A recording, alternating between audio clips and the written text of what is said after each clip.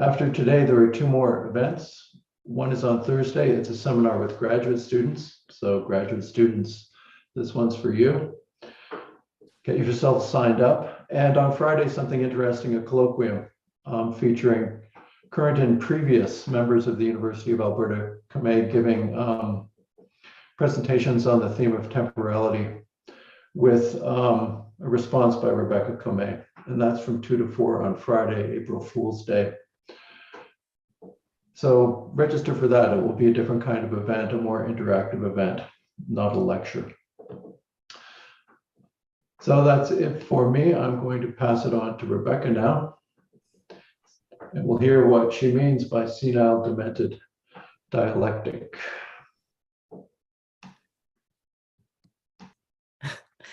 I didn't make up that phrase.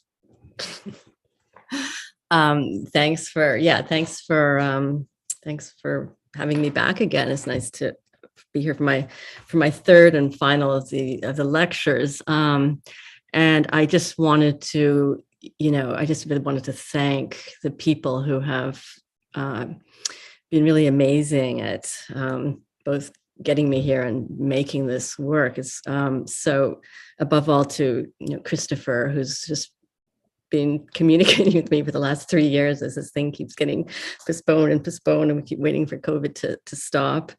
And to Karen, who initiated this quite a while ago, but also to the crew of people who have been amazingly hard at work during this, Cindy and Claire and Grant and Diane. And I think that's everybody who you may not see, but they are behind the scenes right now as we speak. So so without further ado, just to put this into a tiny bit of context, the last couple of talks, I've been trying to think about what the connection might be between dialectic and drama, and specifically tragedy, and what the political stakes of this connection might be. So starting, with the very simple observation or premise that all three forms, genres, ways of thinking, ways of presenting, seem to have in common a logic of kind of catastrophic negation. Catastrophic, not necessarily in a bad sense, just in that things, the pressure of thought, reality, and form, precipitates towards precipitates thinking and being towards dramatic reversals, which completely transform the whole course of things, of history. So last time we were I was looking at Marx's writings in the 18th Brumaire and the aftermath of the kind of disaster, which was the not just the failure of the 1848 revolutions all over Europe, but what got installed in its aftermath, where we seem to be in a universe of apparent stasis, repetition, where the force of negativity or antagonism just seems to be attenuated, and one of the symptoms of that for Marx had to do with the seeming loss, disappearance, exile, expunction, or evisceration of the revolutionary subject, who was to be the bearer of that negativity. And curiously, Marx associated, perhaps flippantly, but I'm taking this seriously, the evisceration of revolutionary negativity with a kind of loss, with an aesthetic question, the disappearance of the form of tragedy itself as being suitable to think large historical events with. So what the question I'm starting with now is what remains of what remains of negativity in a universe of such stasis, which is not simply a philosophical or political question. It's also an aesthetic question. It's a way in which, because art, and specifically tragedy, is one way in which the negative puts itself on show or displays itself. So we seem to be moving from bad to worse with respect to this very question. So I'm going to now talk about Beckett and a perhaps even bleaker conjunction, or that's my question. So Beckett is a writer and playwright and other things too, who philosophers tend to have always gone a little bit crazy about. He's one of those writers. Kafka's another, Proust is another, who somehow, in whom philosophers have often seen, some kind of reflection of their own preoccupations. So Beckett has always attracted philosophers like moths to a flame. And he himself was extremely ambivalent about that. He was famously skittish about philosophical approaches to his work, even as he incited them. He claimed, he kept claiming that he was not unduly concerned with intelligibility, so that whenever people asked him, which was like kind of all the time, to comment, to spell out, to say what this meant, what the allegorical meaning or moral of this or that play or text would be, he would just kind of not answer. Famously saying at one point, if people want to have headaches among the overtones, let them provide their own aspirin. In other words, don't bother me about it if you want to overthink this thing. Beckett's mulishness, of course, makes him even more adored and adorable to philosophers who kind of like being told off by real writers. It gives them a chance to talk about the so-called philosophy literature divide. They get to act humble for a minute. They get to flatter themselves for their ineptness. And anyway, it gives them a free pass to say whatever they were wanting to say in the first place. Beckett was not being entirely disingenuous when he insisted that he had read no philosophy, that he was not a philosopher, but he was not exactly telling the whole truth either. It may be technically the case that he had read little philosophy in the sense of having slogged through a ton of primary sources, but he had definitely read all about philosophy, having tunneled his way through basically the entire history of Western philosophy, or at least what passed for this around 1930. Strangely, Beckett consumed almost all his philosophy secondhand through a scrim of textbooks and surveys. After narrowly escaping a career in academia, he got out only to spend just innumerable hours in libraries in Dublin and London, diligently going through the prescribed reading list of the undergraduate philosophy curriculum of Trinity College, Dublin, where he had been a student and had just secured this amazing job, which he ended up just throwing away. The philosophy notes, which were compiled over several years during the 1930s, which was a purgatorial interlude for Beckett between his life as an academic and his life as an artist, which is this is horrible for him, horrible hiatus. These notes, this is what he was doing, fill almost 300 densely written pages and covered the history of Western philosophy from Thales to Nietzsche.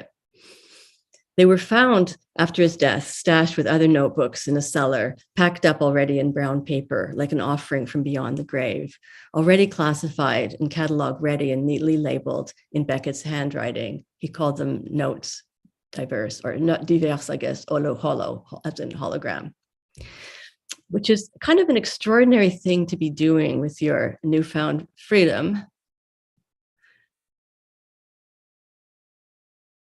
I knew better. I did know better that it was a stupid thing to do, but I decided anyway to go to Dublin in search of Hegel.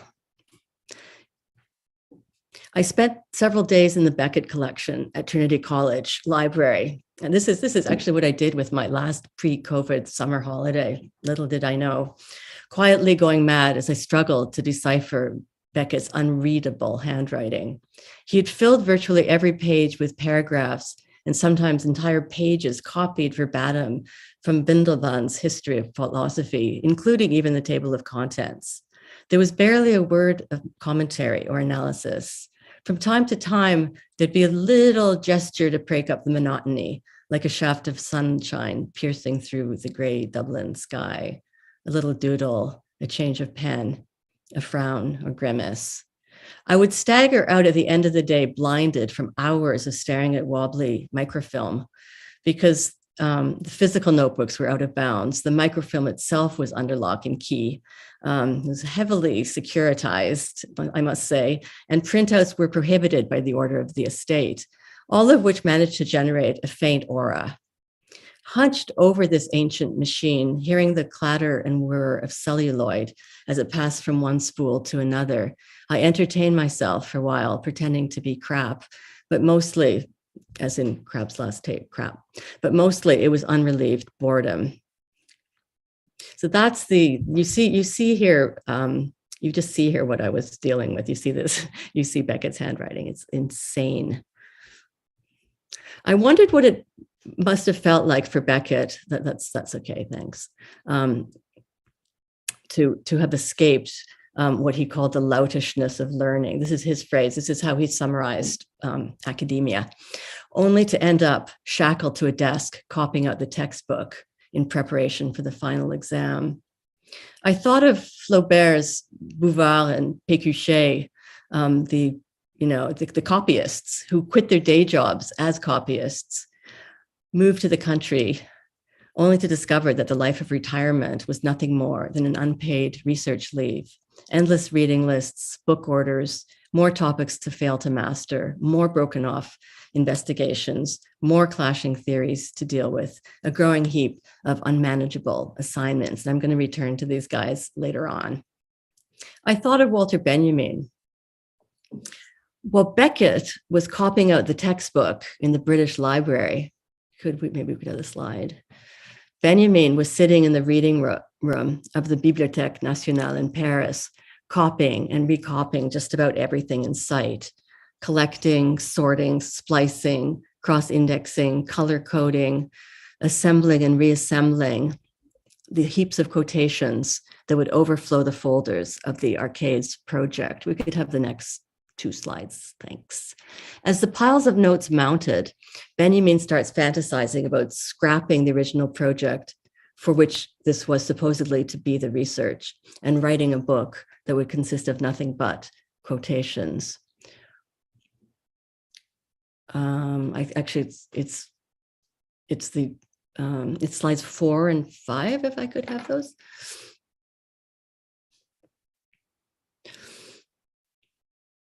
Yeah, so this is Benjamin, and then that's his crazy coding system.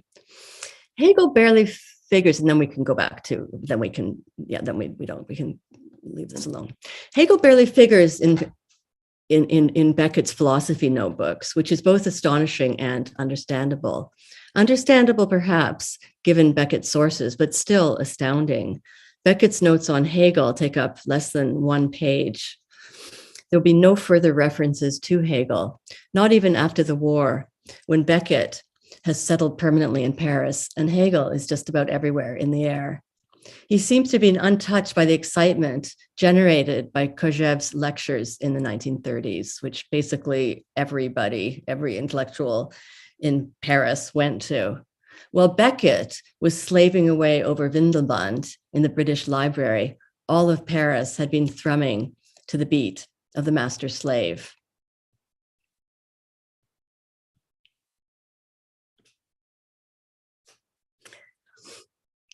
Many readers try to apply Hegel's celebrated master-slave dialectic to try to understand all these dysfunctional couples. Beckett himself speaks of pseudo-couples that populate the Beckett universe.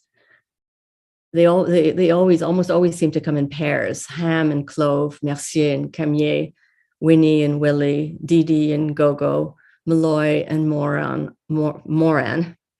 All these twosomes chained together and separately, rotating around each other, swapping lines, inciting and ignoring each other, shadowing and obstructing each other in the murky zone of indistinction, where the line between oppressed and oppressor is continually blurring.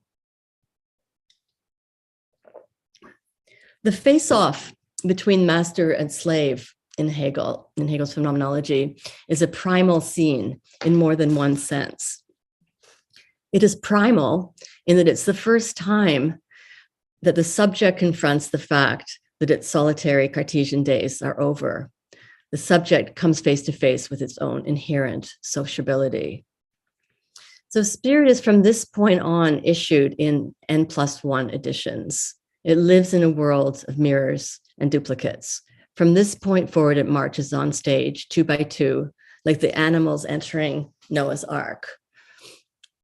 Lord and bondsman, Antigone and Creon, wealth and power, base and noble, faith and insight. This kind of this coupling that organizes the presentation from this point on. The entire remainder of the phenomenology will be the saga of doomed relationships and doomed attempts to flee these. But this primal scene is also a scene. It establishes the primacy of the stage as the fundamental locus of self-consciousness. In putting my life at stake, in needing to show, to prove that I am more than nature, I've already shown that I'm more than nature. The show itself, the very fact that I'm compelled to put on a show, already shows that I'm more than nature. The need to prove myself, to put on this show, to display my subjectivity itself supplies the proof I'm seeking. The very desire to exit nature, to show one's independence from nature, is itself an unnatural desire. So all human desire for Hegel is in this sense self-ratifying, which is another way of saying that desire is the desire to desire, and that by desiring, by insisting on one's desire, one has already established the very thing that this desire is all about, which is for Hegel to prove that that there's more to life than life itself. There's more to subjectivity than nature. Freedom is a claim to freedom. It's not a natural given. It's nothing to just be to be possessed. It's a claim. It's an act that displays itself as an act. Not only do I act, but I must act as if I'm acting. I act like an actor. I show that I can act. I show others how to act. I show what acting and action look like. In acting, I make a claim for action, and I define the terms of human action, and that's just what it means to be a human. In other words, freedom is theater. But theater, too, is being put on trial. The remainder of the phenomenology of spirit will be an extended dramaturgical experiment in which the conventions and protocols of performance are continually tested and revised. And this introduces the seed of doubt that my act might be just that, an act, a performance, a fiction, a fakery. All the twists and turns of the phenomenology, and they are kind of endless, uncoil from this fundamental uncertainty. Experience itself is nothing but the anxious skittering along the shifting fault line between semblance and dissemblance, between the self-evident and the merely apparent. But all this double dealing and second guessing, which subjectivity is condemned to, presupposes that there is a nature to transcend. Because that's the whole point for Hegel of being a subject and acting, is just to prove that something in you is more than nature, something in life is more than living, and that's what it's all about. And but all this presupposes that there is a nature to transcend, that there is something to prove, and someone to whom to prove it, that there's a witness, even if only to witness my demand for witness, and to establish the protocols of testimony and evidence. Without this minimum condition, the theater of appearance and theater itself dissolves. So, so the master slave is a primal scene in that it's primal and it's a scene. It is essentially theatrical. It's a display. Finally, the master slave encounter is a primal scene in the Freudian sense. It becomes inaugural, paradigmatic, and foundational only retroactively in the light of his subsequent restagings. The scene becomes primal. It becomes originary only belatedly through the incidents and accidents that follows. It becomes earlier, later. For better or worse, for better and worse, the master slave will become the origin myth for the history of spirit and the key to its narrative unfolding, the prize exemplar of the dialectic in its glory. Every subsequent episode in the phenomenology and Hegel's entire project and modernity itself will come to be interpreted as a protracted struggle for recognition. This is why the episode will inspire such generative misreadings, but generative ones, a paean to freedom, a call to action, a vindication of the workers' struggle, a tale of erotic bondage, a reflection of the Haitian slave revolution.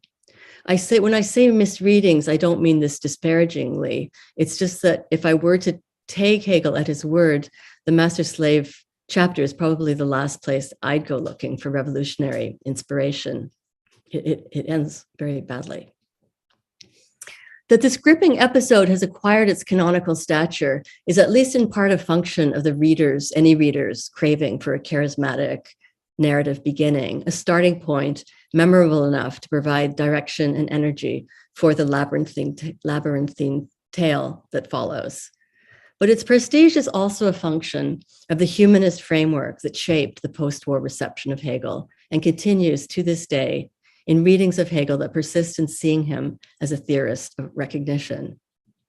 What these readings do not fully question is the premise of Hegel's argument, namely the nature-spirit dichotomy that frames his narrative as a whole. This binary is violent, and it has violent implications. For the dichotomy between human and non-human nature invariably replicates itself as the division within humanity itself between the human and the not really human. Humanity has to display itself. It has to prove its distinction, not only from non-human nature, but from the not fully or not yet human. It has to invent protocols of inclusion and exclusion. In other words, theater is an institution. That's the violence. Here's another way of putting it. In Hegel, every relationship, every skirmish, every struggle, every standoff is explicitly embedded with within a larger intersubjective context. There's a symbolic order, grounding and accounting for every impasse and providing an implicit horizon of recognition.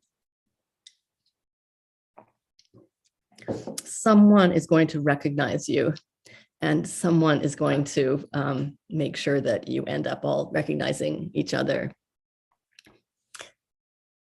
Every shape of spirit thus appears as a miniaturized kind of dramaticule, little playlet contained within a larger drama. Spirit, it comes on the scene as an abridged performance, a set piece within a larger dramatic arc. The succession of chapters in the phenomenology can be read as a sequence of mini tragedies, rise and fall, peripeteia and anagnoresis, or recognition, catastrophe and catharsis, stitch into a larger comedy, or at least commedia, of redemption. That the whole thing eventually implodes, that the climax will turn out to be a massive anticlimax, which it does, only underscores the force of the organizing fantasy and reveals our stubborn attachment to narrative closure and our unquenchable desire for a master, what Lacan calls a subject supposed to know, who controls the story and possesses the key to its interpretation. Hegel encourages this fantasy at the beginning of the phenomenology when he demands the reader's trust and dangles the promise of eventual satisfaction. The ending of the phenomenology explodes this fantasy. The final chapter on absolute knowing turns out to be a potted and not entirely accurate summary of the preceding 7 chapters delivered at breakneck speed. Our sense of deflation betrays our childish investment in a good ending and proves, actually, that we weren't really understanding what we've been reading all this time anyway. Dorothy reaches the Emerald City only to discover, when she finally lifts the curtain, that the Wizard of Oz is just a middle-aged man playing with his gadgets. The master is too busy writing out his lecture notes to talk to us. We reach Mount Olympus only to discover that the ether we've been seeking is just the air we've been breathing all along. The absolute was already with us from the start. We're still in Kansas. But actually, wait a minute, isn't that exactly what Hegel told us at the very outset to the phenomenology? So why the disappointment? In Beckett, this fantasy, none of these fantasies even get off the ground. There are many reasons why the master-slave paradigm doesn't quite work in Beckett. For starters, nothing in Beckett quite works. Nobody and nothing is working. Nothing is getting done. Nothing is being produced. There's no making or self-making, no project or prospect of Bildung, no significant act that would signal the subject's entry upon the stage of history, no occasion for spiritual development, maturation, discovery, insight. And this indigence goes all the way down. Clove in Endgame, in Beckett's Endgame, makes a startling observation. There is no more nature, he says. It's not just that nature has run out, along with bicycle wheels, good eyesight, and painkillers, that it's become a commodity that can be meted out, a stock that depletes, a machine that breaks down. Even the sun doesn't really set in Beckett. It switches off, it goes kaput. The point is that there never, in Endgame, the point is there never was a nature. There never was a primal plenitude to plunder, no primeval unity to lose and recover. This also means, if we are going to pursue this thought beyond what Beckett maybe was giving us, there can be no more staring into the abyss to see our own monstrosity reflected. We must relinquish the guilty but self-aggrandizing fantasy that we, some first-person Homo sapiens, have ruined the planet through our collective hubris.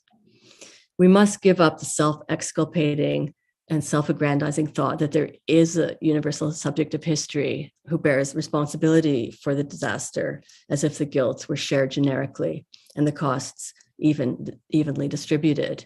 It's not man who carved his name into the earth. In short, there can be no viable relationship to the environment without a global transformation of all social relations. This, I think, is one of the most profound Anthropocenic implications of Beckett. He shows again how the scene, the scene of the anthropos has been and must repeatedly continue to be shown to be vacated. And if there's no more nature, there can be no more spirit.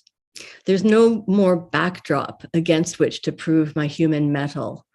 No animal instinct in which to assert the dignity of my own desire, no ground on which to trace the figure of my freedom, no substance in which to lose and retrieve myself as subject, no sacrifice, no heroism, no sovereign decision.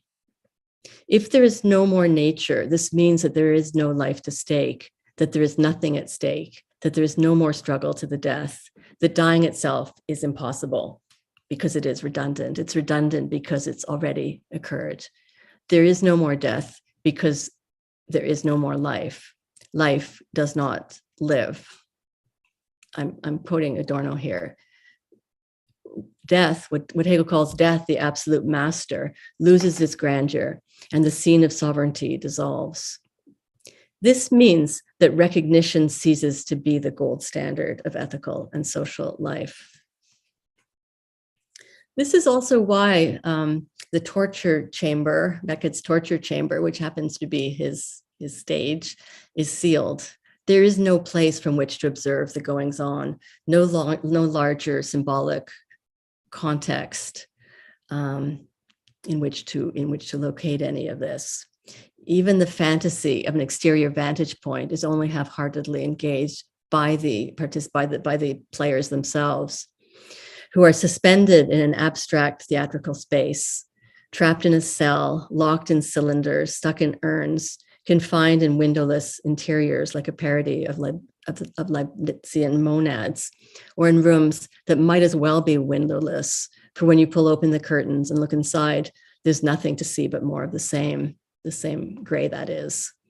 Even in Beckett's early novels, where there was some going around places, the outdoors turns into an interior in which the characters find themselves endlessly circling around each other in an unmarked landscape without the option of ever leaving. And all this makes for peculiar theater. Every episode is sealed off and disconnected, not only from every other episode, but from any possible spectator. It's not exactly that there's a fourth wall separating the viewers from the actors, although Beckett will never relinquish the convention of the proscenium stage. The problem with the traditional fourth wall is that it's actually a window. It produces an illusionistic spectacle, power enough to incite and conceal our voyeurism. By recusing us from the scene, the fourth wall allows us to empathize, to experience a pathos that can be disciplined and discharged. Beckett, this is I think a really difficult thing about his dramaturgy. He simultaneously tears down the fourth wall and builds it thicker. We're neither inside nor outside the scene. The wall neither protects us or includes us. It rather traps us into a thickly liminal space where the difference between inside and outside is crushed or smashed or something. We're forcibly inserted into a scene to which we are denied access and from which there is no escape. Even while trapped inside within the very closed box, that's what Beckett at one point calls it, a Beckett's theater. We are barred from occupying any spectatorial position, which is also why it can be sometimes hard to know when the play is actually over and you can leave. This is because there is no symbolic order, not even the fantasy of a big other organizing, explicating, or observing the standoff. This is true even where the relationships that we are looking at seem to be orchestrated from the outside. For example, by the remote power of Yudi in Malloy, or when language itself is explicitly registered as an impersonal system imposed or extorted from without, as with the language torture inflicted so often, for example, on the unnameable or in What It Is or in half of the other things, or where surveillance is highlighted by the explicit presence of auditors, directors, and stenographers, or by a panoply of monitoring and measuring devices, chronometers, thermometers, barometers, telescopes, tape recorders, lighting, microphones, and so on. The manic, crazy arithmetic that's kind of taking place throughout Beckett's corpus, prose and drama alike, the endless calculations and calibrations, Murphy's 1.83 cups of tea, Malloy calculating the frequency of his farts, the quantity and the frequency, the mathematical speculations in what and how it is, the tireless counting of the footsteps in footfalls, the speaker's computation in a piece of monologue of the total number of seconds in a normal lifetime.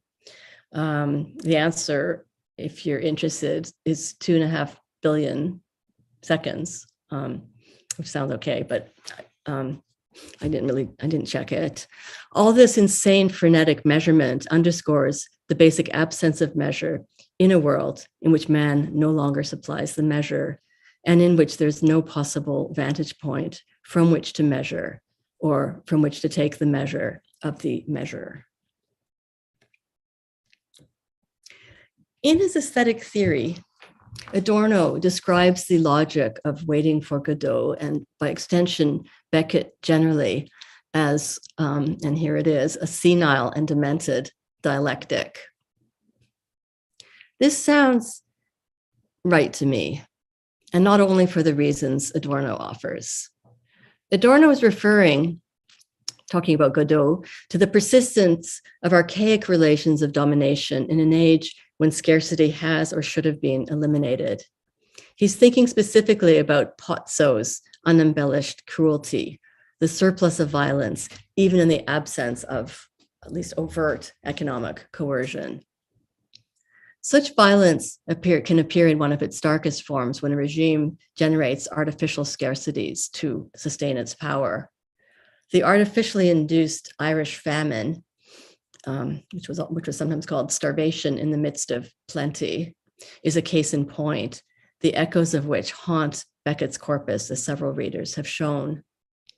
James McNaughton has also discerned traces of the Ukrainian famine under the genocidal hunger politics of the 1930s, which kind of gave me a little bit of a jolt thinking about that today.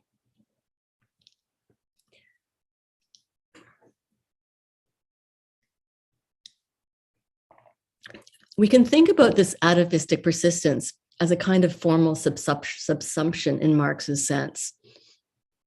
Historically outdated remnants linger on beyond their expiration date and are absorbed without being transformed or metabolized. And this wrinkle of untimeliness both perturbs and enables the homogeneous continuum of time. Capitalist modernity requires this tug of anachronism to sustain its own momentum. At a formal level, this senility is expressed as the lingering persistence of obsolete literary tropes. Adorno remarks on the persistence of tragic form in, and I'm quoting him, in the age of its impossibility. Numerous reasons for the impossibility of tragedy have been offered, and from opposite ends of the political spectrum. Adorno gives several of his own, noting how in Beckett, the smattered remnants of tragedy keep resurfacing and recirculating as cultural flotsam. Tragedy lingers on in bits and pieces in order to signal its own, is it tragic? Demise, its own demise in any case. Adorno describes this lingering, this persistence, as a kind of parody or reductio.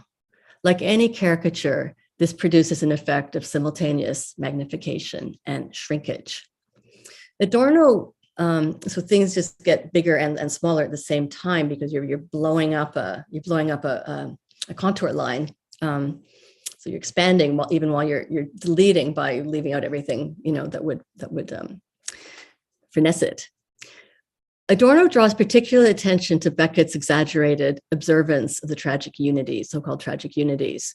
The unity of time is caricatured as a day in which the time is always dusk, and in which the interval between the rising and the setting of the sun, or between birth and death, collapses.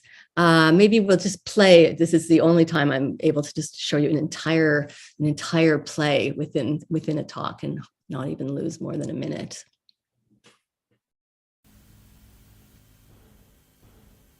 This is a minute, including, all the credits and everything else. It's actually about 20 seconds, the play itself.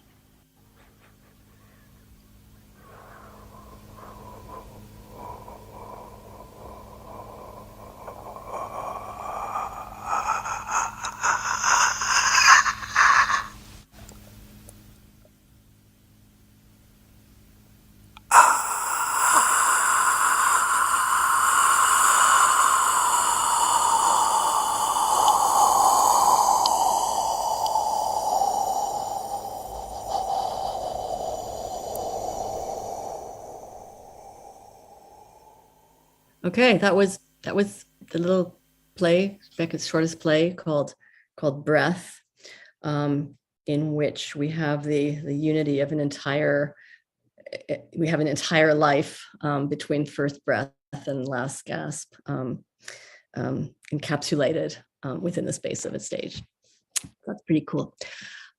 The unity of place is parodied in the shrunken space of a cell, an urn, a burial mound, and in the collapse of all differentiations of scale and distance.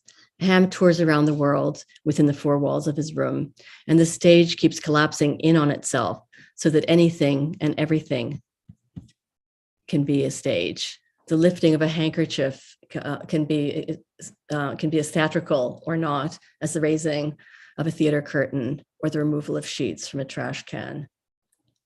And the unity of action is parodied as a repetition of directionless inaction, a plot in which nothing keeps happening, and yet, as Clove will say, something is taking its course.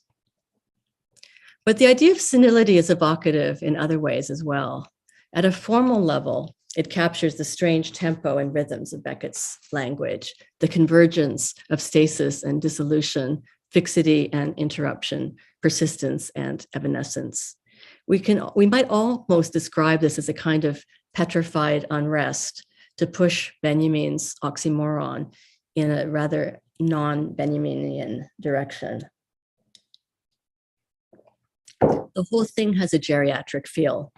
On the one hand, obstinacy, rumination, endless perseveration. On the other hand, fluctuation, dissipation, distraction.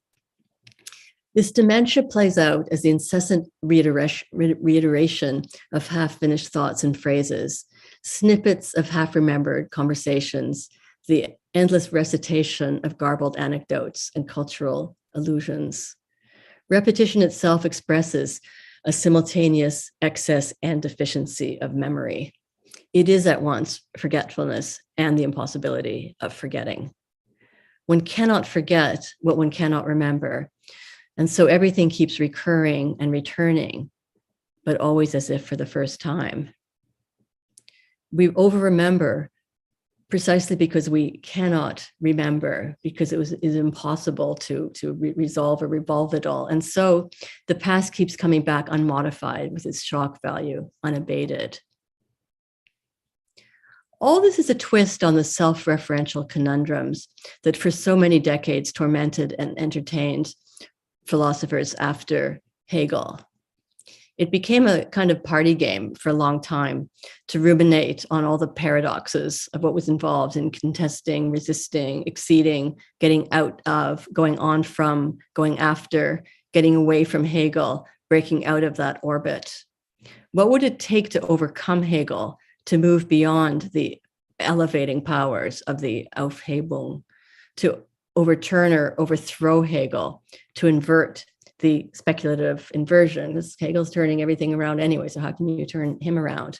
Can one negate the negativity itself without performing another negation of the negation? Is there an opposition to dialectic that does not take the form of a dialectical opposition? Deliberately ironic or not, Nietzsche expresses the dilemma rather trenchantly in Ecce Homo when he says, I contradict myself, but I'm the opposite of a no-saying spirit. The opposite, I said. Is there a critique of the Hegelian system that does not involve a basic commitment to the system, or at least share his grandiose faith in system generally? Why? Because there's no such thing as piecemeal critique. Critique must be total critique, or it is nothing. Adorno's formula of senility both reiterates and departs from these well-rehearsed dilemmas. It formalizes what is at stake in dialectical thinking and its spectral aftermath. Can dialectic grow old and die? What does it mean for dialectics to go senile, given that dialectics is senility? It is the constant reproduction and formalization of obsolescence as such. Dialectics is degradation, deterioration, decay. There can be no dialectic that is not senile and demented.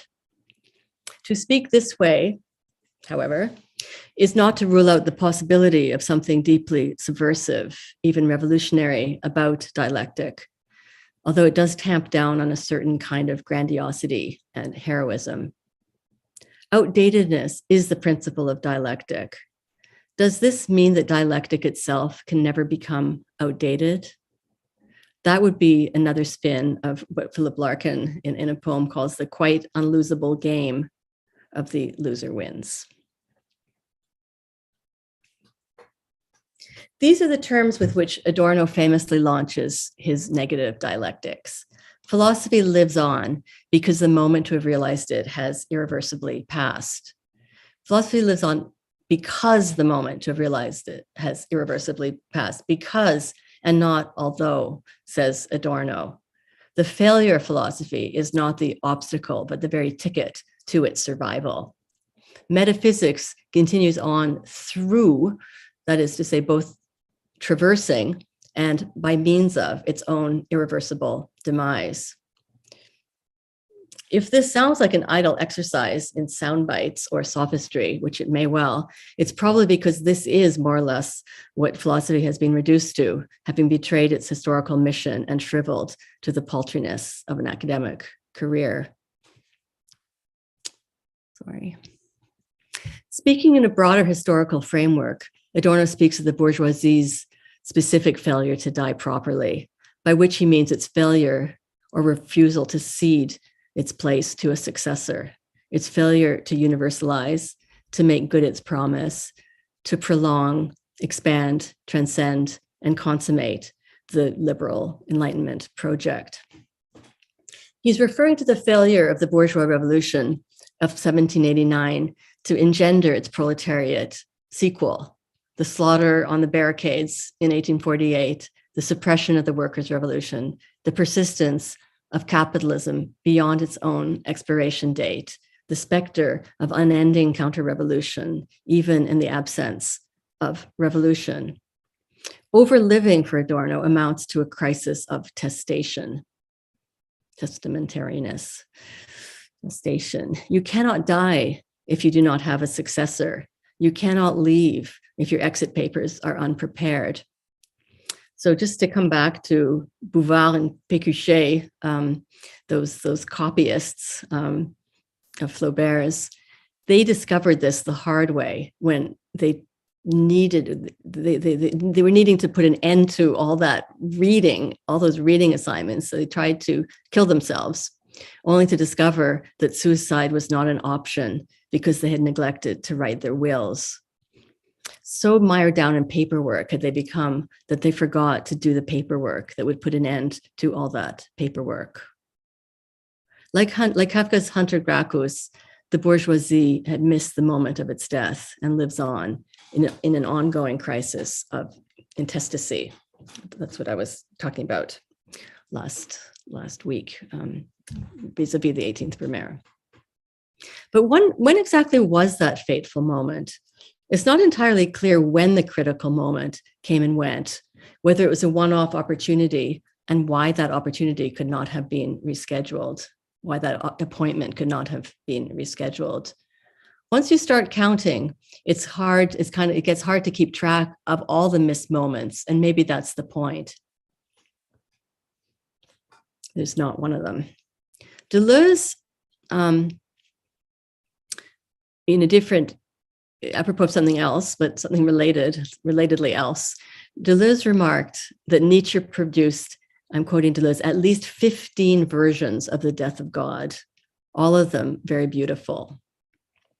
Elsewhere, he finds, and I'm quoting him again, 12 or 13 versions of the death of God. 12 or 13. The estimate is oddly precise in its imprecision. Did Deleuze stop counting? Did he lose count? Did he run out of numbers? Maybe he realized that the list might have to include itself as another item on the list. Was the desire for enumeration yet another idol that would have to be killed off? In another place, Deleuze decides to drop the whole exercise of counting, claiming that Nietzsche was actually not really that interested in the death of God anyway, that story having been played out long ago by Feuerbach, and that Nietzsche himself had bigger fish to fry. Serious or not, Deleuze nonetheless enjoys the comedic effect of all these recapitulations.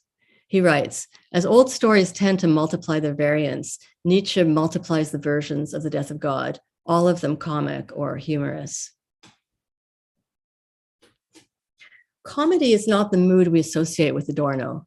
But still, there's something perversely funny in trying to pin down the ever-swelling catalog of missed moments. When exactly was that fateful moment when everything went from absolutely terrible to absolutely really terrible? How do we go from worst to worst? What is the measure of this superlative? And this is the for those who were here a week ago, this is the negative flip side of the paradox that I was kind of rehearsing in the first lecture, that Hegel's absolute itself comes in degrees or stages, or that some absolutes can seem to be more or less absolute than others. When exactly did that golden spike get planted? There are many dates jostling for attention. Was it 1793, the year that revolutionary freedom tipped over into terror? Was it 1848, the year the European bourgeoisie broke ranks with the revolutionary workers and careened back into counter-revolutionary mode? Was it 1871, the year the Paris Commune was crushed? Was it 1919, the year the German Revolution was defeated? Was it 1921, the defeat of the Workers' Council movement in Italy? Was it 1925 or 28 or whatever date you care to assign to the collapse of the glory days of the revolution and the onset of the Stalin era? Or was it Auschwitz, when all these dates condensed, when temporal markers ceased to provide the measure, when dates yielded to place names, when time became space? After Auschwitz, the preposition after loses all chronological determination. For Adorno, Auschwitz retroactively transforms everything that happened before Auschwitz into the prelude to Auschwitz. The aftershock imposes a retroactive necessity on history, such that everything that came before the event is drawn into the penumbra of its aftermath. After Auschwitz, there will have been no before or after Auschwitz, because chronology as such collapses. This is perhaps why Adorno feels both entitled and even compelled to speak so casually, so unhistorically even, about human history, as if it were a single undifferentiated disaster without joints, crashing forward in a single uninterrupted swoop. From the slingshot, I'm quoting, to the atom bomb, from the slingshot to the atom bomb. That's human history. The ease with which Auschwitz itself would get turned into a metonymy, the metonymy for atrocity in general, how quickly it would come to be sacralized, instrumentalized, assigned a rank within the competitive calculus of comparative atrocity. This too is an effect of the abstraction exemplified by Auschwitz. That Auschwitz exemplifies anything is an effect of the same abstraction. For Adorno, Auschwitz, whatever that word means, has ruined the category of exemplarity. Everything, including Auschwitz itself, has been reduced to an administrative specimen. And if I'm dwelling on this, it's because it occupies such a crucial place in Adorno's thought and in his response to Beckett. But the framing of the question, what happened? When did we miss the ball? When exactly did it happen? Is already a confession that it's too late to answer and that we probably wouldn't understand the answer anyway. The very question only proves that we're caught up in the bureaucratic rationality of timetables and schedule. This was exactly Vladimir's annoying question to Pozzo. He's confused and he's unnerved when Pozzo and Lucky show up unexpectedly disabled in the second act and things start up all over again. Everything is the same but different. Nothing is happening for the second time, as a pundit famously described the 2 acts of Waiting for Godot, and yet everything has changed. Vladimir keeps trying to pin down the decisive moment of transformation.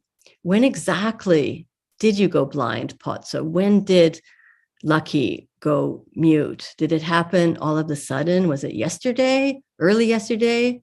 What happened? When? We just play this tiny little snippet.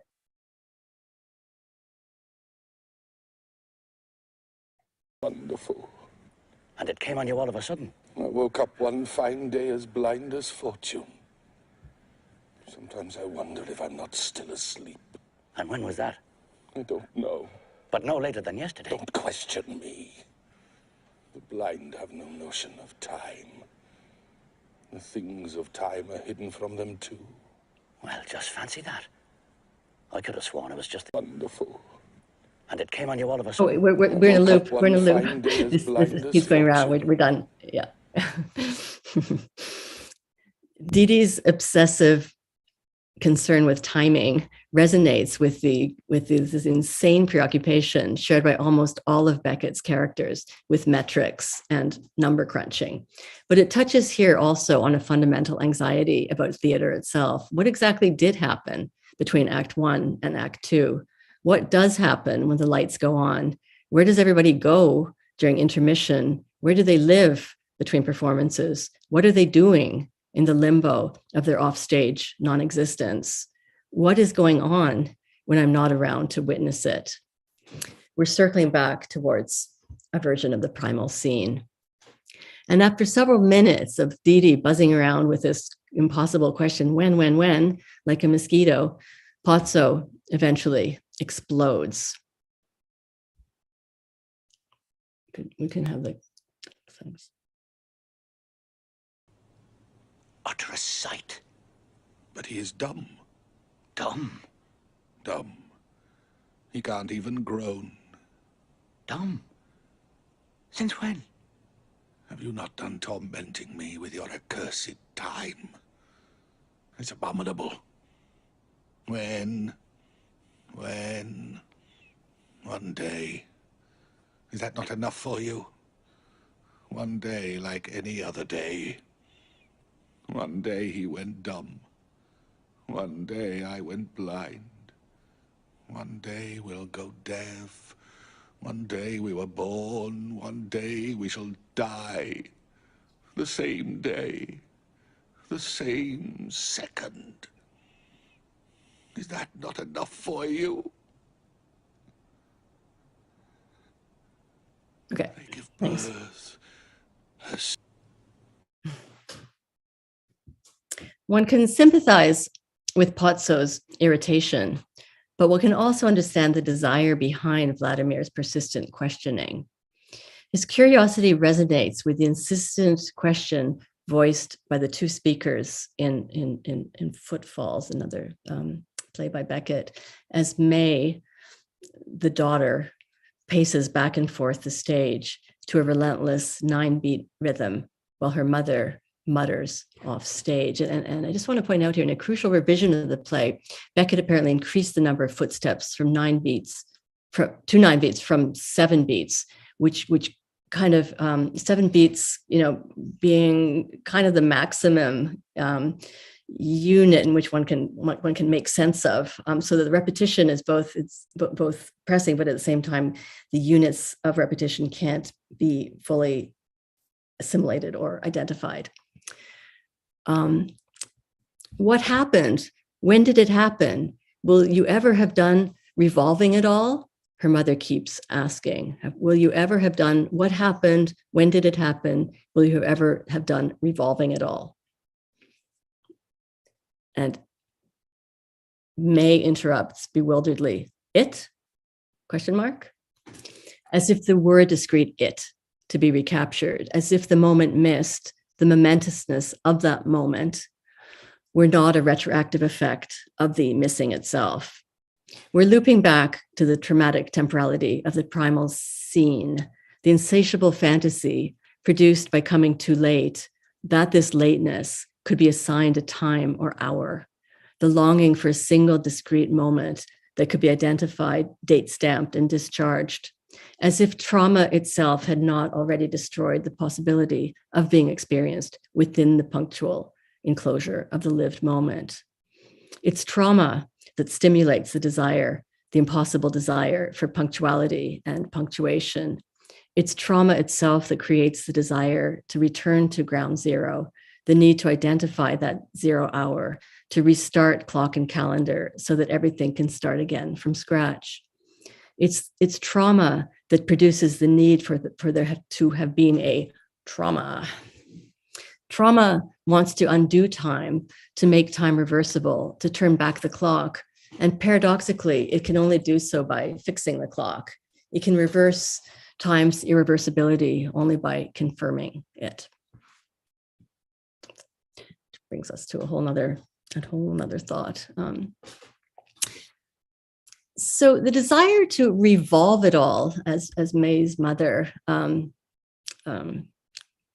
refers to it, the Solecism is a good one. The desire to revolve it all is the impossible desire to have it all, or more precisely, to have it be all, to be the be all and end all, to find an it capable of revealing and explaining all, to identify a singular Big Bang moment powerful enough to produce a unified story and to provide a guiding thread through what Beckett refers to as the tangle of tatters.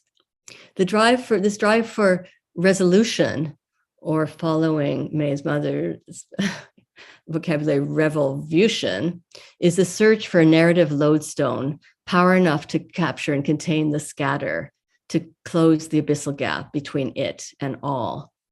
It's ultimately the desire to escape the drivenness of the drive, to put an end to that ceaseless rotary motion, to transform this vertiginous revolving into a resolving and resolution in both senses of the world, to condense the past to a single decisive moment, to produce a date which would give an opening to initiative, agency, resolve, resolution, a kind of New Year's resolution. But isn't this the desire of all theater? Isn't theater itself the attempt to revolve it all, to punctuate time, to stamp a time signature, to impose a minimal rhythmic structure that will signal its own withdrawal from ordinary time? Normally, again, following Aristotle, this means introducing some kind of formal sequence of beginning, middle, and end, if only so that the play can bring itself to an end. For the drama to end, it must make a drama of its ending.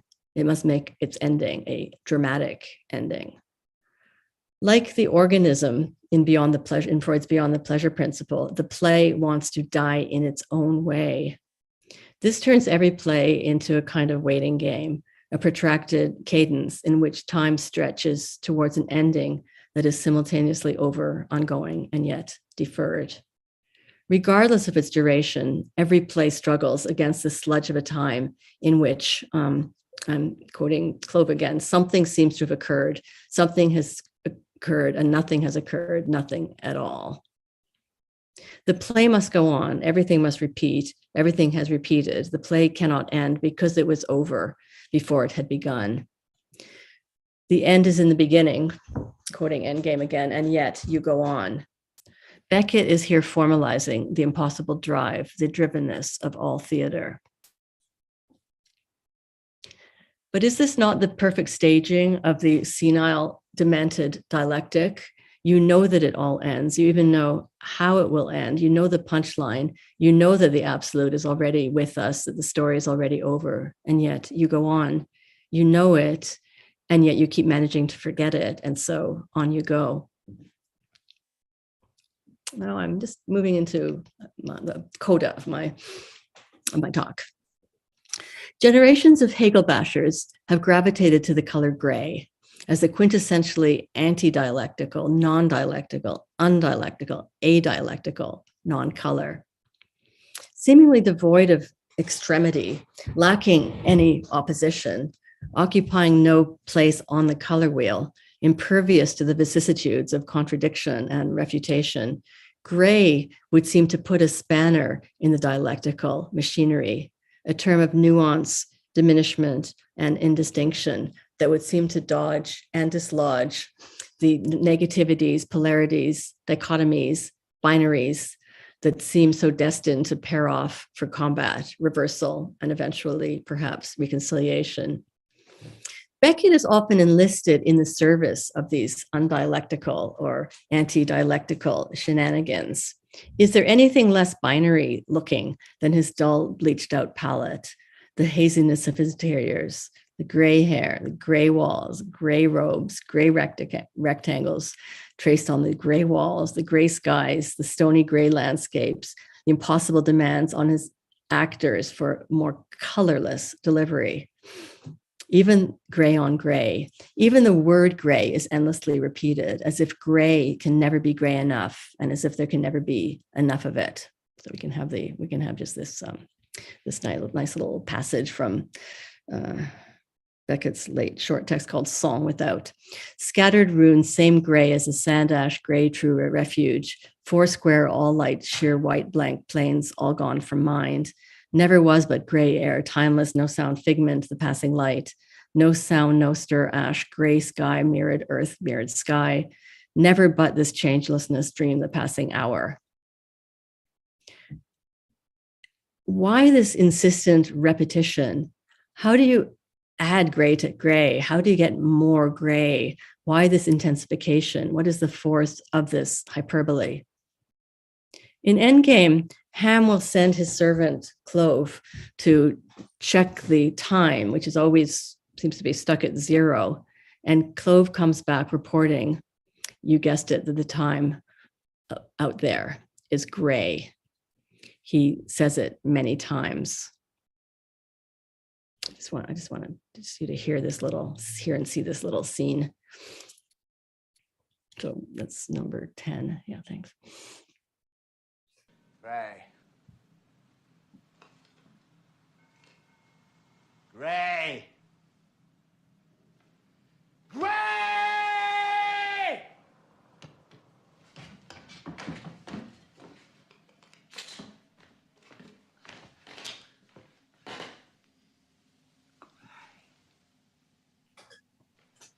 Gray? Did I hear you say gray? Light black from pole to pole. You exaggerate.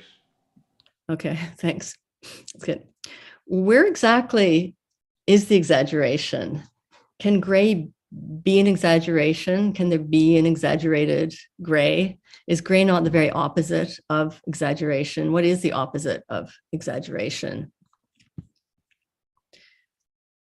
But this is funny because gray was Hegel's favorite color too, but no one ever praised him for that.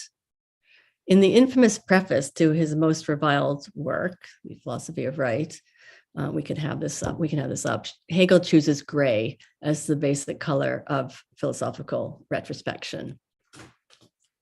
This is one of Hegel's most well-known and probably most disliked little sayings. When philosophy paints its gray and gray, a shape of life has grown old and it cannot be rejuvenated, but only recognized by the gray and gray of philosophy. The owl of Minerva begins its flight only with the onset of dusk. But this is no ordinary gray. Hegel is talking about very, very gray, grayer than gray, gray on gray, gray in gray, gray redoubled and even doubly redoubled, for the repetition is immediately and infelicitously repeated, in the two sentences. Hegel somehow manages to out Beckett. In lessness, sans, we can have it up again. It's the next slide. Beckett's most grizzled, most gray-larded text, and formally one of his most experimental. No, it's preceding. It's slide number 12. No, one before that. Sorry, maybe I mislabeled it. Can we go back a slide? Back, the other direction. There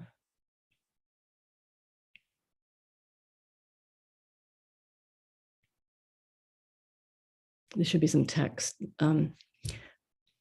Anyway,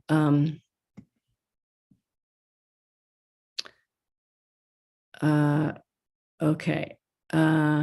In Song, Beckett's most grizzled, gray-larded text, and formerly one of his most experimental, the word gray appears 52 times over 5 short pages.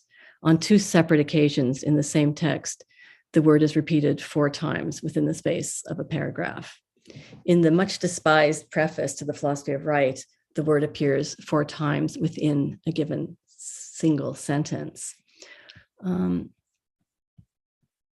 Gray, not the white light of Cartesian reason, not the blinding epiphany of the Platonic sunshine, not the lucidities of the Enlightenment, and not the negative clarity of the mystical night.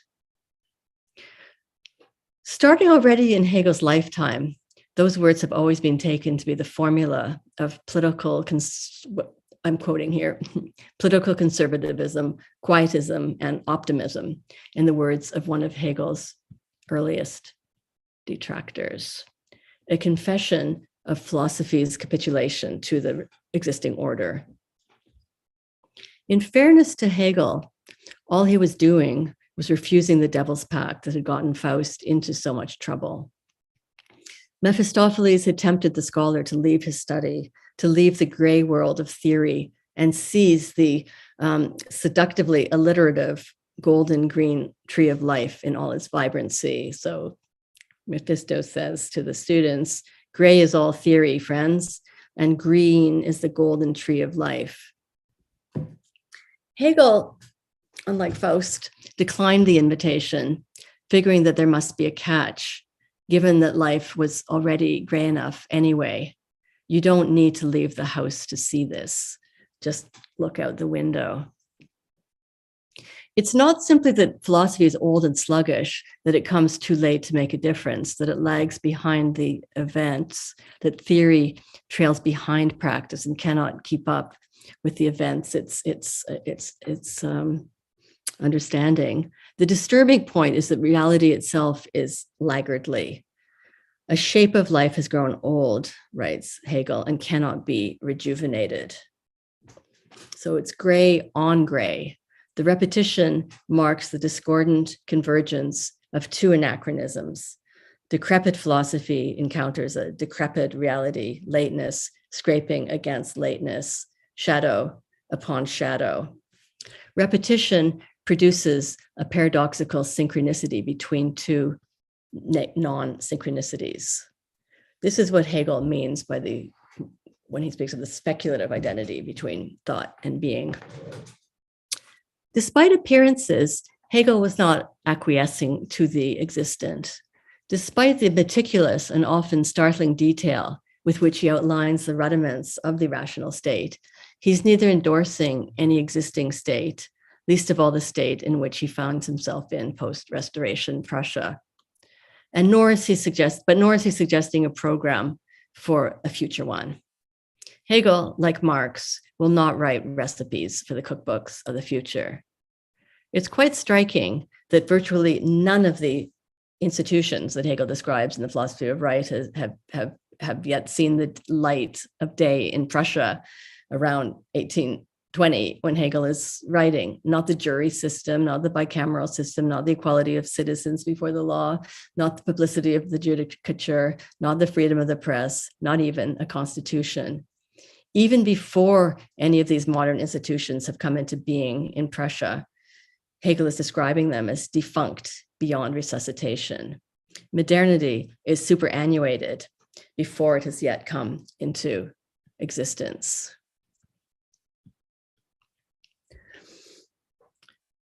But gray on gray is a peculiar color for philosophy, not least in that it undermines every image of enlightenment. It reveals the peculiarity of Hegel's inverted Platonism. Plato had described the realm of images as a world of shadows, a puppet theater, replicas of replicas, images of images. Dialectic, that is Hegel's version of dialectic, was a way to escape the cave, to leave the theater, to reach the truth awaiting you in a land of eternal sunshine. Now, in the aesthetics, Hegel describes the realm of images similarly, only a shadow world, he says. But he means this as a compliment. To be a shadow of a thing, a semblance, is to be more real than the thing itself. It is the foreshadowing of the truth which turns out to be even more of a shadow of a shadow. In relinquishing the consoling fantasy of nature, the golden green of life in all its immediacy, art inches towards what Hegel calls the shadow realm of the idea. So the passage from art to philosophy is therefore, for Hegel, not an ascent from the shadows into sunlight, but rather a sideways or lateral step from shadow to shadow, from the shadow to the shadow of the shadow, from one cave to another, from one theater to another. Hegel would describe his magnum opus, the science of logic, as the realm of shadows. But the figure of gray on gray is strange for another reason. It comes very close to the so-called monochromatic formalism, that is, identity philosophy of all stripes, and there are many, that Hegel will never stop reviling. The phrase cannot fail to evoke the gloom on gloom of the night in which all cows are black. Those were the famous words with which Hegel had mocked his erstwhile comrade Schelling in 1806, understandably ruining that friendship forever. In making this dig, Hegel was putting his own spin on the witticism circulating at that time among the Jena romantics. The original joke had spoken of a gray night in which all cats are gray. That quip goes back at least to Don Quixote, where Sancho Panza had given it a kind of horrible misogynist spin. Later, people would come up with racist versions. Who knows why Hegel decided to adjust the joke, why he changed Stefan's gray cats into black cows. I somehow doubt it was out of feminism. Maybe he had a sixth sense that the gray might one day come in handy and that he should save it for a later occasion. I'm not sure about the cows. And finally, and here I conclude, the figure is especially odd for us today, if only because of the avant-garde resonances it has ineluctably acquired since the time of Hegel's writing. Having pronounced the end of art, that is sort of the end of everything, Hegel manages to describe paintings and media he could not have seen or imagined. Having taken that fateful step from the shadowland of art to the shadow realm of philosophy, Hegel has already started working his way through the history of modern painting. If we could have that black square, I think it's number 13, according to me, the black square that just before the white one, the monochromes of, great, thanks. The monochromes of Malevich and Reinhardt, the overpaintings of Robert Ryman, next square. The blurrings of Gerhard Richter. We have three, we can show 3 slides now. 1, 2, 3. The grayed out alphabets of Jasper Johns. Yeah, great. The grayness of photography and cinema, the grayness of newspapers and television. No, move back up. I don't want that yet. Thank you.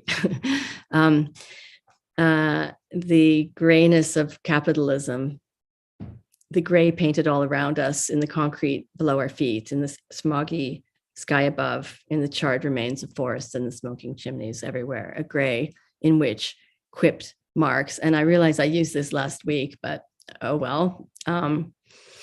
All theory is gray, and green is the color of business alone. And now we can have the last slide. And we can just linger on that for a little moment. And I'm done.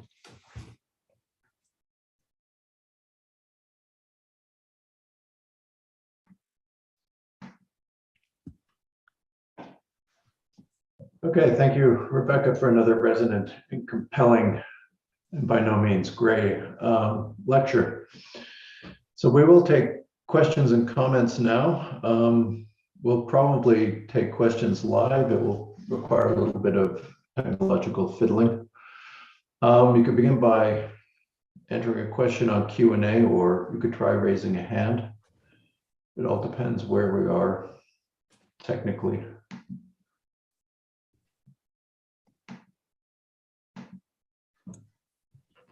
Yeah, we can do either one today. Okay, so you could type a question on Q&A or raise a hand. And we'll try to let you into this discussion. I'm just gonna go get a drink of water. I'm listening, okay? Okay. So that buys you some time. Our visitor has gone for water.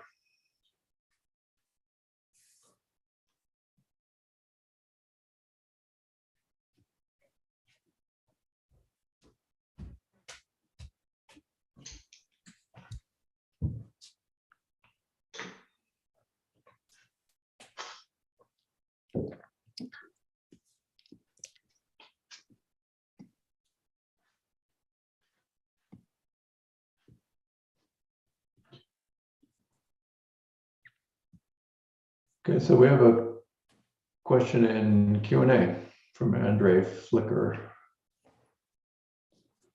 So the question is, follow up, is there gray in Benjamin's color coding? Andre, do you want to come in here? My voice at least, and say what you're thinking of. Hey, yeah, thanks for the presentation. Yeah, I'm just wondering if there's some, you were showing the color palette of Benjamin at the beginning of your presentation.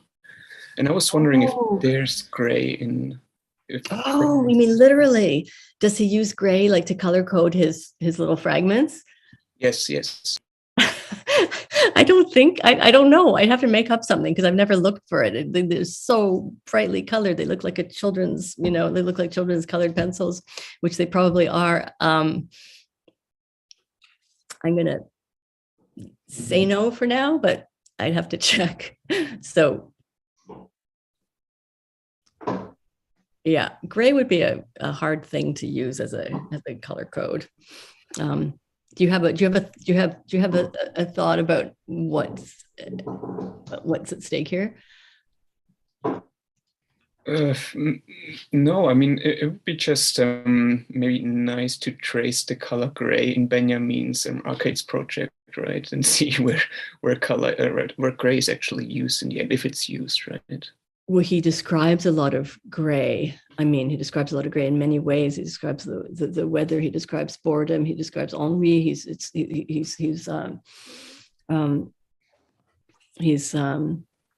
It comes up a lot actually in his ruminations, and he finds it to.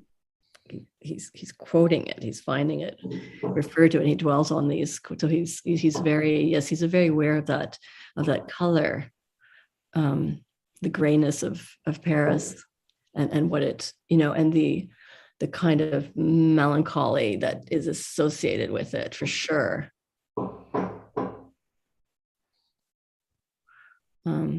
Yeah. Thanks.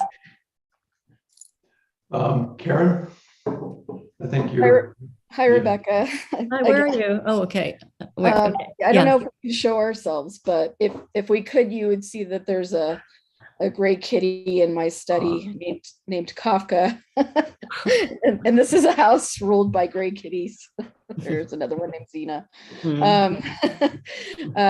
Let's see if I can say something a little bit more coherent than some of my other comments / questions, which is I'm thinking about a configuration in which tragedy and Hegel and then post-Hegelianism and the history of liberalism all sort of get knitted together.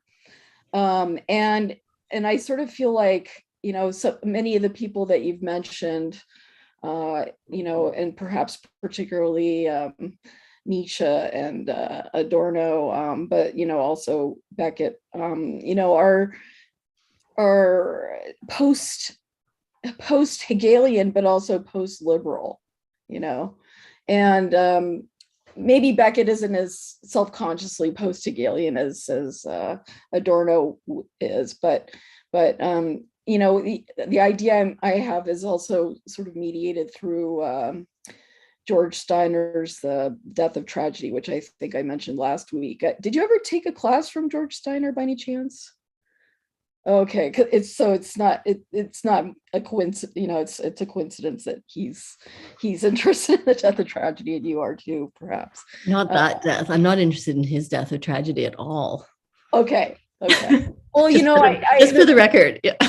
Okay, I'm going to say something about it despite that fact, but I always read that book as kind of I hate that book. But I've always read it as a rereading of Adorno. And the notion of, no poetry after Auschwitz, no critique after Auschwitz is trash. And then I've always heard that idea as, a post-liberal idea, which isn't necessarily the same thing as an anti-liberal idea. It's the idea that, reciprocity and equality before the law have been shown to be moot, obsolete, and so anything that would be written in that spirit, or produced in that spirit, with the idea of reciprocity at its crux, would necessarily be, futile, right? The Borg absorbs us all. And so, I also hear Beckett in some of his writing, and especially Endgame and Waiting for Godot, and then the novels, as thinking through a post-liberal stance. Many of his characters seem to be coming from the fringes, and we get subjected through them to this kind of merciless hopelessness, that there's never going to be any mutual recognition.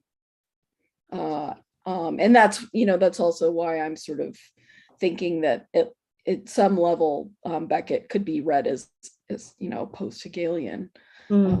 And so I just wondering if you've had any thoughts of your own about this notion of, because of course the history of liberalism as an idea is connected, of course, to the history of Hegel with, the supposed right Hegelians and left Hegelians, right?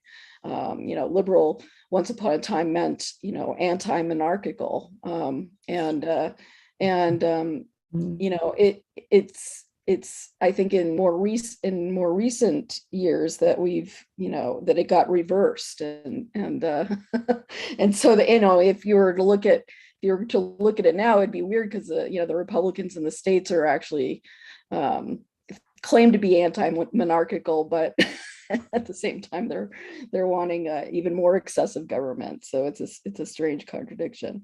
But I'm curious about this idea that the relationship to the tragic could be something that has to be upheld either by a belief in liberal ideology or a resistance against it. And that idea comes to me because of, as I mentioned this last week as well, Hayden White's idea that there are certain kinds of emplotments that are associated with certain kinds of political ideologies, and he associates the tragic with the radical. And I've always found this sort of puzzling. But if I had to think it through, I would say, well, maybe the tragic, because its emplotment usually involves getting rid of all the people that were interesting in the tragedy and leaving us with some other people who are less interesting but are going to reinvent a new order. Maybe that's how it's radical. But leaving us with the less interesting people also seems conservative to me. So I'm just curious if you've ever thought about it in this way, like the relationship between tragedy and the liberal or the post-liberal or the anti-liberal, and if your relationship to Hegel might also mediate that thinking in a particular way. Right. I mean, there's many ways of you know, I mean, many ways of being anti-liberal or non-liberal, you know, one of which is deeply conservative and the other is not. So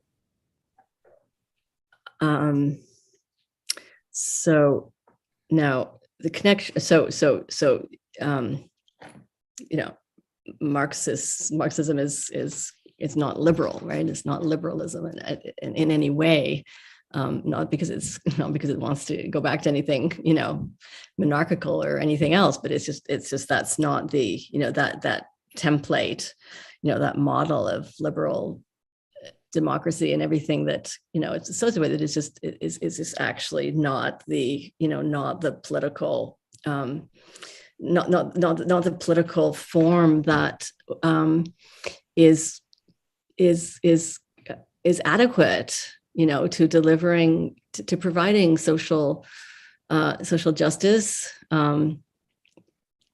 economic equality, and so on and so forth. So liberalism is a political ideology that is essentially, for Marx, essentially bankrupt and repressive. So and he, you know, he leaves behind and his you know, his early commitments to democratic republicanism for many of the same reasons.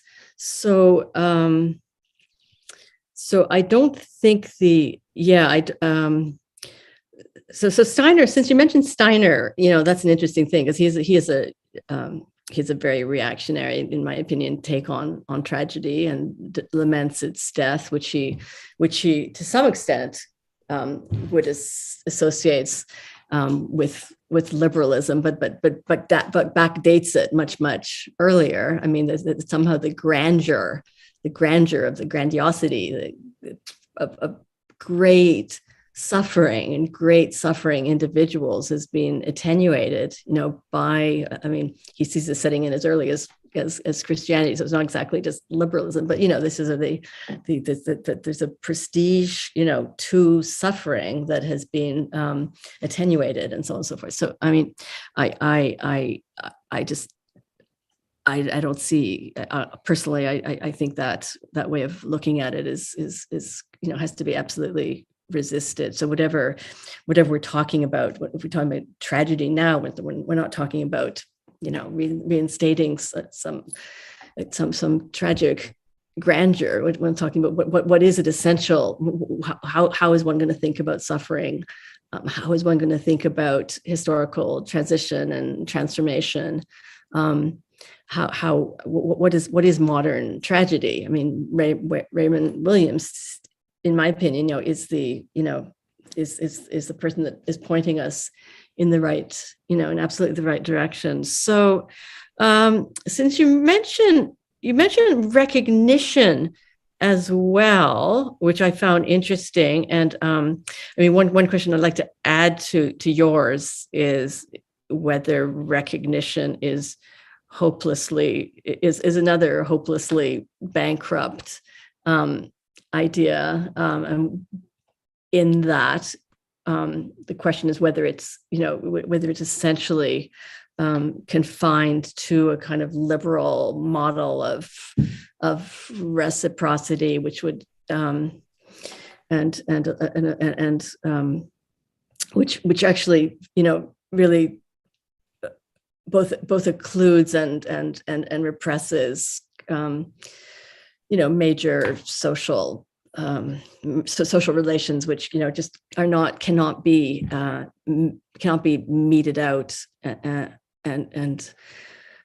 in that fashion. So there's so many, there's tons of questions, and there's a really interesting series of thoughts that you've been expressing. Did you so back to tragedy, you know, post-liberal tragedy, that is to say the possibility of, you know, the possibility of tragedy, you know, in a Marxist revolutionary framework, whatever that means. And today, if Marx was dealing with the bankruptcy of the liberal bourgeois order, which proved to be, a very, very violent and repressive one. I mean, now we're dealing with, a much, much later and arguably even more violent mutation of liberalism. So, and the tragic or tragedy here would, involve a number of things. I mean, one of them pertaining, I think, to the a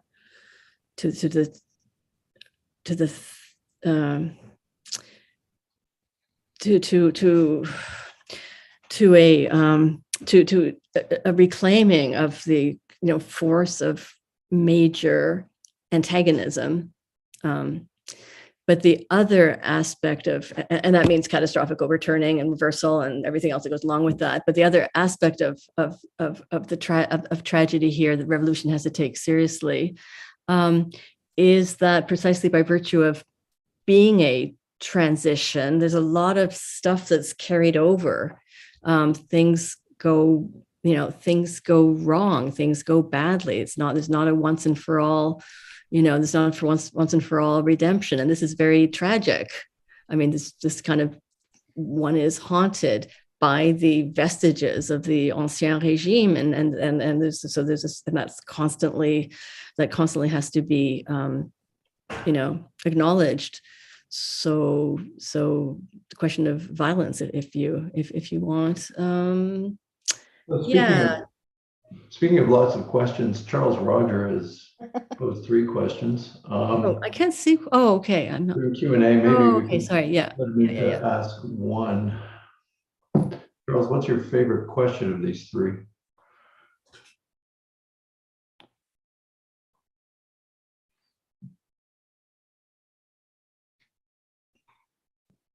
We'll give him a minute.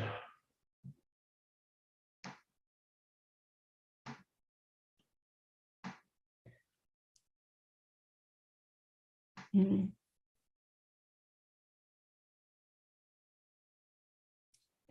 So Charles, the third one? Questions. There we go. Yeah, whichever one would be most useful or interesting. Okay. Yeah, let's take the third one. Do you want to say it so people can hear it? I mean, just speak it out. So I've heard a few echoes of Nietzsche in your talk. Nietzsche, of course, also invoked gray as the color of interest in the Genealogy of Morals, preface, section 7. What place does Nietzsche have in your thought, where you have discussed, again, tragedy, gray, the revolution, recurrence without remembrance of identity, and yet Nietzsche, for whatever reason, is always remained sort of marginal to your discussion? Oh, yeah, to this discussion. Yeah. He was your kind talk. of, yeah. I wasn't, and so this is a really, really great question, and one of my questions bringing Nietzsche into this whole complex of issues that I've been pursuing in the last 3 talks and generally is whether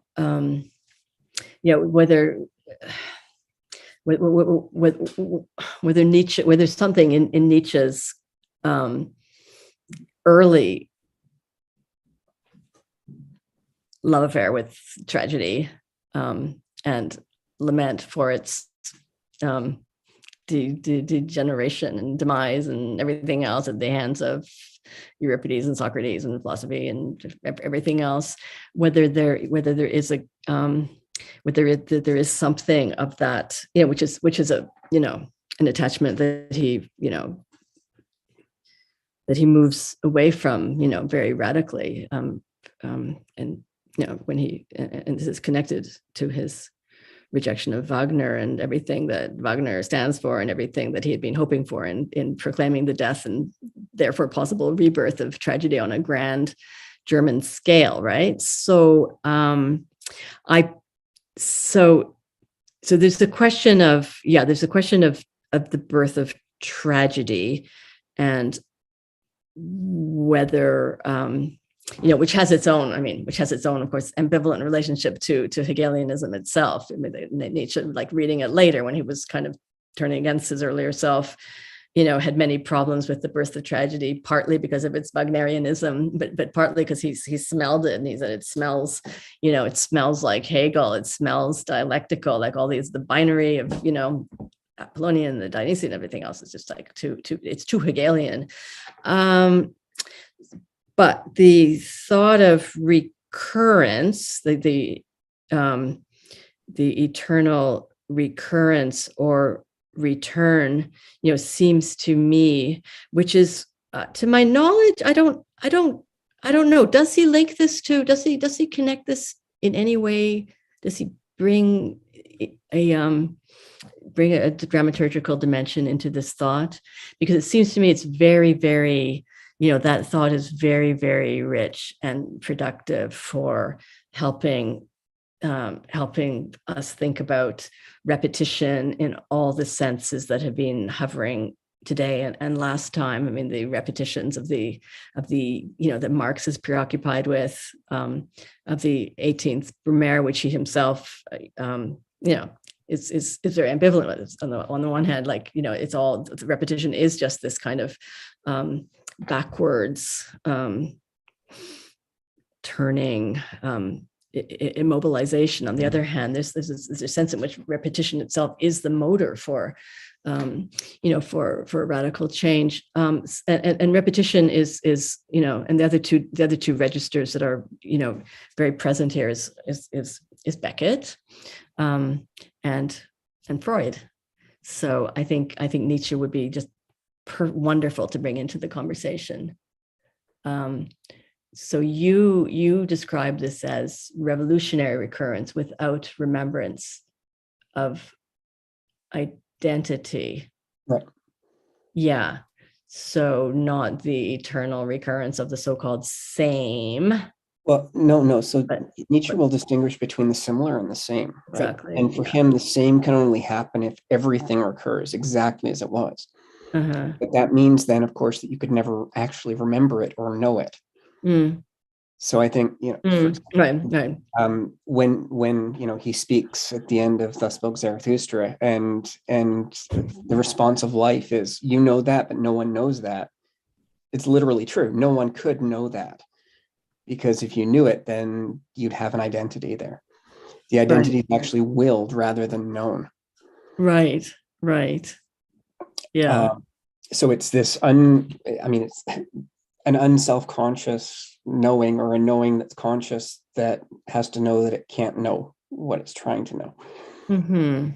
Paradoxical situation there. Paradoxical situation, which is not a Socratic knowing of non-knowing. Yeah.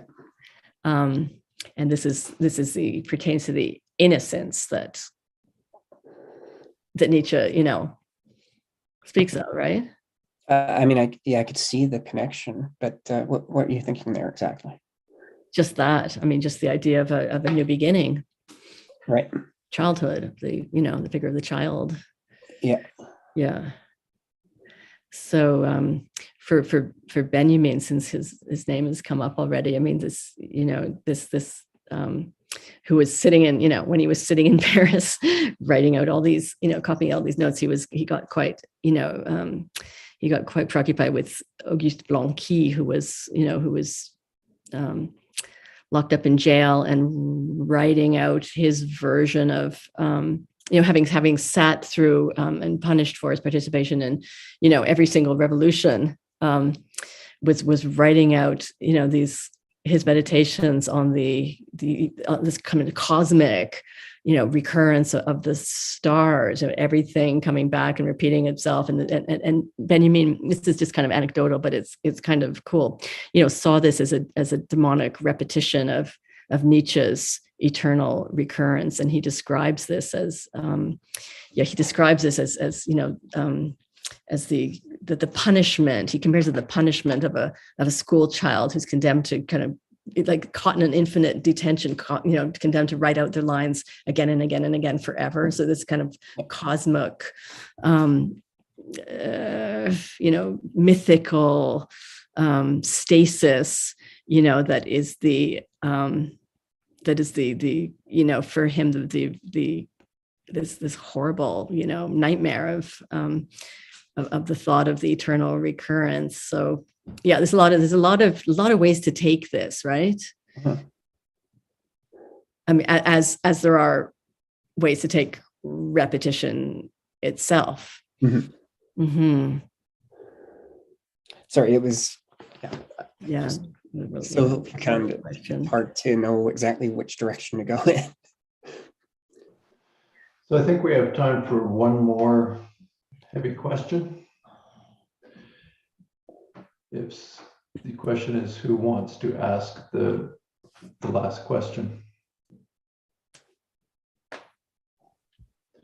There might be something in chat.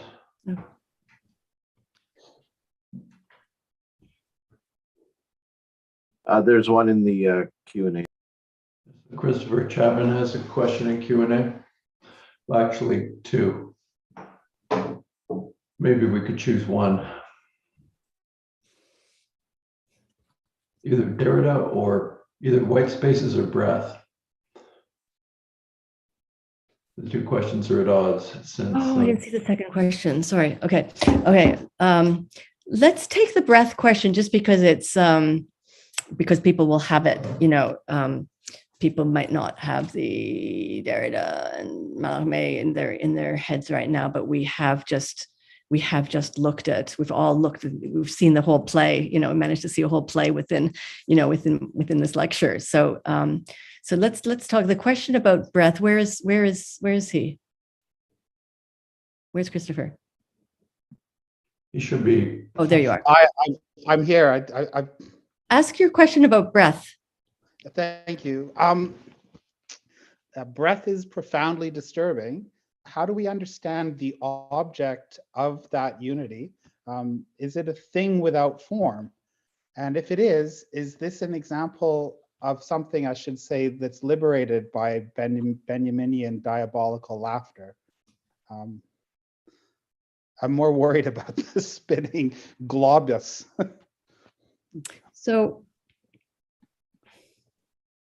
So breath, you all have breath in your heads because you just saw it a little while ago, the whole play, right?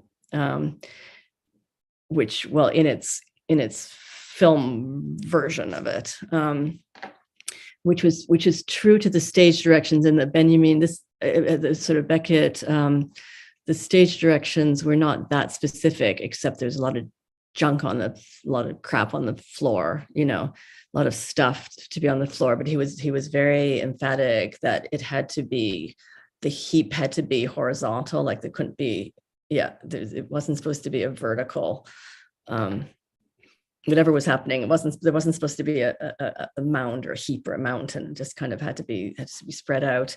And so of course we saw this little, this is a little bit modernized because all these kind of decrepit, defunct computer parts and all this stuff. So that's the kind of ruined. Is this why you're thinking of Benjamin's Trauerspiel in this context? It's kind of ruined this landscape of rubble and desolate and defunct matter, or it's what he says about kind of the diabolical nature of the combiner, or the I keep calling him a combiner. That's not what the translator calls this weird Trauerspiel hero. The intriguer. Yeah. I just don't see it here, to be honest. I don't see this here. I guess there's no character. I mean, the whole thing is there's no character. I mean, it's a breath. I mean, this is one of Beckett's, most stripped down productions. There's a, if you look at Beckett's corpus, it starts off with, I mean, this is not sequential, but there's 5 characters and 4 characters, and there's 2 characters, and there's 1 character, and then there's like Crap being 1 character. Well, Crap is kind of 1.5 characters because there's his, his earlier self is in there too. But then there's Yeah. but then there's one character, and then there's part of a character, like a body part. I'm talking about mouth. I'm talking about not eye right now.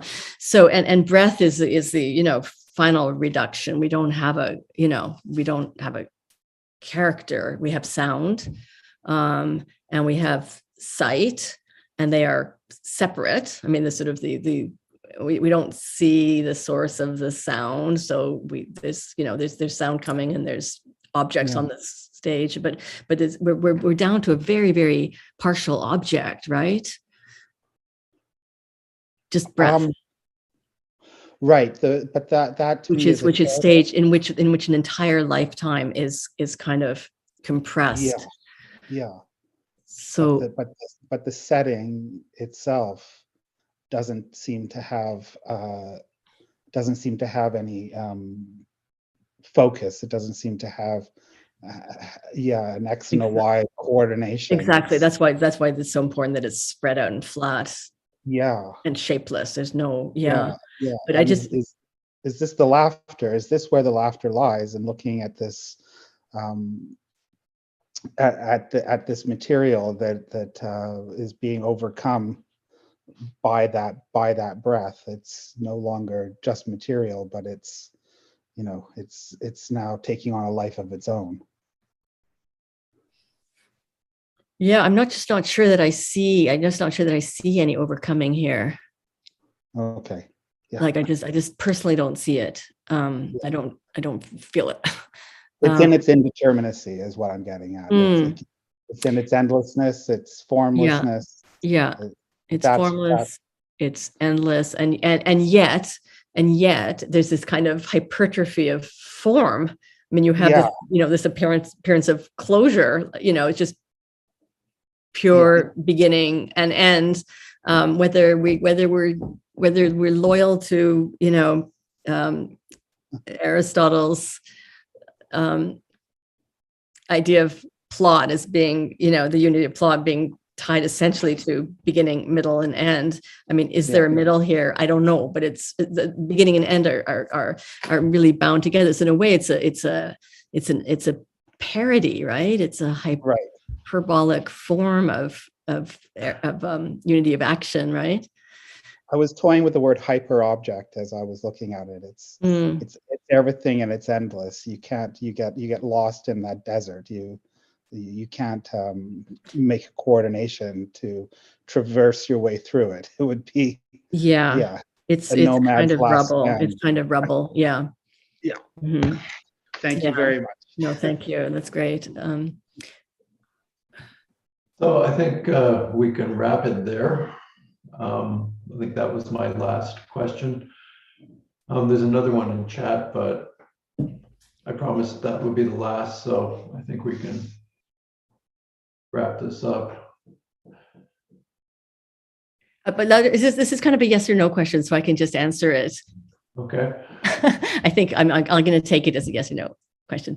Okay. So it goes, are the resources of tragedy, really the formal resources of tragedy, still useful for narrating revolution today? Just a where do you fall question, I guess. So my answer is yes. That's the gist of everything I'm trying to do here. Okay, well, that's actually a nice way to sum up. Okay, so I'll thank Rebecca again for question and answer, and encourage everyone to turn out on Friday for the colloquium, which will be a different kind of event than a lecture. And grad students. Yeah, grad students, your chance is on Thursday, so do not fail. Okay, thanks again, Rebecca. Okay, thanks for having me. See some of you on Thursday and some of you on Friday. And thanks again. Excellent. Thanks, Rebecca. Bye. Thank you. Bye-bye. Bye.